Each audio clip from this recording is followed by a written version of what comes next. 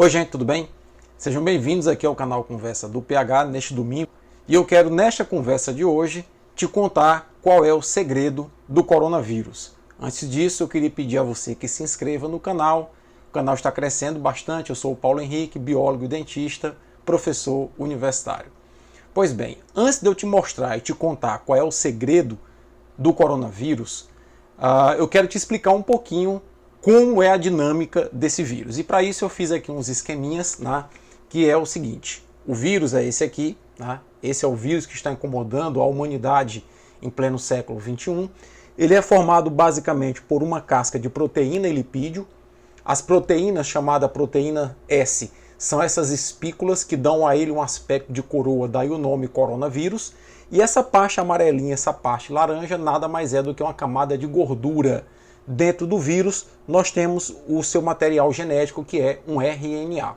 Pois bem, exatamente pelo fato do vírus ter essa camada de gordura, é que ele é sensível à água e sabão, porque o sabão desagrega a gordura, rompendo esse envoltório do vírus e mantendo ele exposto. E o álcool resseca esse envoltório de gordura fazendo a mesma coisa. Então, tanto água e sabão, lavando as mãos periodicamente, como o álcool 70 tem esse efeito de matar o vírus. Pois bem, acontece que o vírus ele não consegue sobreviver fora de uma célula. O vírus, para manifestar vida, ele precisa entrar numa célula. Então imagina só que isso aqui é uma célula humana e esse aqui é o vírus. Uma vez que a pessoa contrai o vírus precisa reconhecer a célula humana e invadir a célula humana. Para isso, o vírus utiliza a proteína S, que é essa proteína em forma de espículo, para se conectar com um receptor de superfície da célula humana chamada proteína ACE2. Acontece que algumas pessoas naturalmente já nascem com pouca proteína ACE2 nas suas células. Essas pessoas, naturalmente, o vírus vai encontrar nelas uma dificuldade de reconhecimento. São aqueles 80% da parcela da população que contrai o vírus, mas que não manifesta sintomas. Por quê? Porque o vírus só consegue manifestar a vida dentro de uma célula se ele chega no corpo de uma pessoa e essa pessoa naturalmente tem poucas proteínas ACE2 nas suas células, o vírus tem dificuldade de reconhecer, tem dificuldade de invadir as células e termina morrendo fora da célula. Essas são as pessoas normalmente assintomáticas. Acontece que 20% da população apresenta essa proteína ACE2 em grande quantidade. São essas pessoas que vão, ao entrar em contato com o vírus, adoecer da Covid-19. Nesse sentido, eu fiz um outro esqueminha aqui para te explicar o seguinte. Quando a proteína ACE2 existe em abundância nas células, o vírus consegue entrar, o material genético do vírus, que é o RNA, começa a produzir uma enzima, começa a produzir vários RNAs virais e começa a produzir vários envoltórios do vírus. De tanto sacrificar a célula e consumir a célula, o vírus termina matando a célula e de dentro de uma célula sai dezenas, às vezes centenas de novos vírus que vão entrar em novas células e a doença então começa a manifestar os sintomas. Pois bem, sabendo disso, a gente tem que concluir uma outra coisa. Quando a doença se instala num país, é necessário isolamento. Por que é necessário isolamento? Porque nós precisamos diluir o número de casos de pessoas, daqueles 20% que tem a proteína ACE2 e que vão desenvolver a doença, nós precisamos diluir esse número de casos ao longo do tempo. Quanto mais diluído, melhor. Imagina só esse gráfico, onde aqui nós tenhamos uma linha que representa a capacidade do sistema de saúde do país absorver pacientes.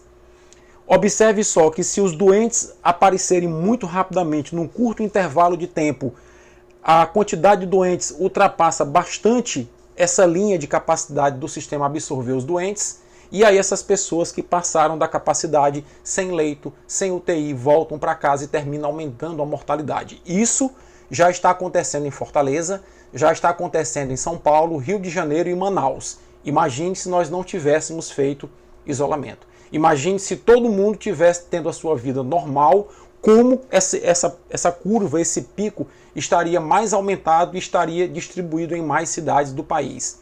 A maioria das cidades, por conta do fato de que as pessoas, pelo menos 50% da população, aderiu ao isolamento, está nessa curva verde.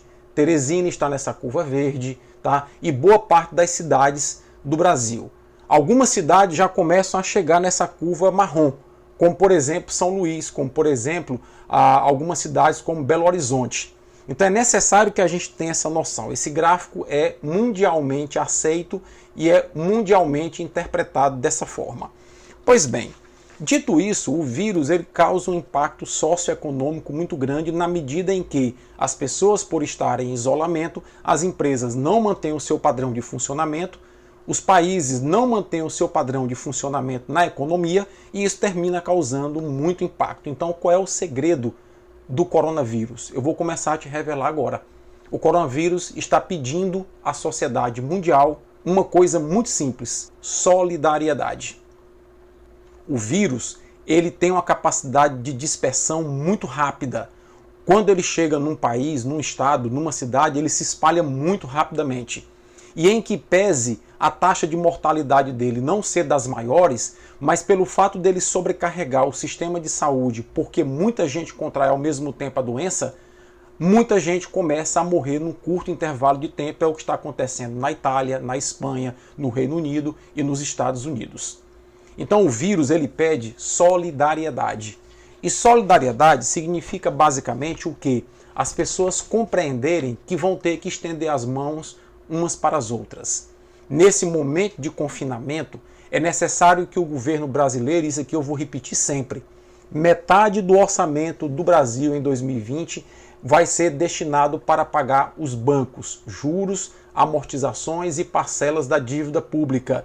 É necessário que o governo decrete, em acordo com os bancos, uma moratória de 4 meses do pagamento dessa dívida em 2020. Assim, o governo teria 600 bilhões de reais a mais para ajudar as pessoas, para demonstrar solidariedade, ampliando a rede de proteção social, principalmente aos mais vulneráveis que não têm renda, ajudando pequenas e médias empresas a se manterem, e as grandes empresas e os bancos têm que dar a sua parcela de contribuição, têm que demonstrar solidariedade para que nós saiamos dessa situação. Um ponto importante: nós só vamos estar relativamente protegidos do coronavírus quando pelo menos 80% da população tiver imunizada. Essa imunização pode se dar através de uma vacina que está longe de ser conseguida e pode se dar através das pessoas adoecendo. Essa última alternativa, que é você expor as pessoas da população para que elas adoeçam e que contraiam a imunidade de rebanho dentro da população, é a pior delas. Por quê? Porque uma grande quantidade de pessoas vai morrer e o impacto para a economia será igualmente grande, sem se falar nas perdas que nós iremos ter, como por exemplo em Guayaquil está descontrolada a mortalidade e os corpos inclusive estão se acumulando nas calçadas numa cena macabra que nós não queremos ver aqui. No Brasil, o Exército já está catalogando cemitérios na região sudeste que tenham vagas. Algumas prefeituras já começam a abrir covas coletivas, já se preparando para o momento crítico da doença. E eu queria chamar a atenção, por fim, desse artigo que saiu essa semana na revista Science, mostrando que são pesquisadores da Universidade de Harvard, mostrando que talvez seja necessário que a humanidade mantenha algum tipo de isolamento, não talvez nesse modelo atual, mas algum tipo de isolamento ou distanciamento por mais 2 ou 3 anos para se ver livre do pesadelo da Covid-19. Então o que o vírus pede para nós é simplesmente que nós sejamos solidários uns com os outros, que as empresas sejam solidárias com seus funcionários, que o governo seja solidário com a população e que os bancos sejam solidários com o governo, para que todos nós, compreendendo que iremos perder alguma coisa ao longo dessa pandemia, possamos sair dela fortalecidos, mas fundamentalmente preservando as vidas. Sem essa compreensão, nós iremos na contramão do mundo. E eu acho impossível que a gente não perceba que os governos mundiais, quer seja de direita, centro ou de esquerda, que os cientistas mundiais, as organizações internacionais de saúde, todas estão falando uma mesma língua, que no momento o melhor remédio é o isolamento. Por isso, se puder, fique em casa e eu espero ter podido ser claro nessa mensagem desse domingo. Forte abraço e até a próxima.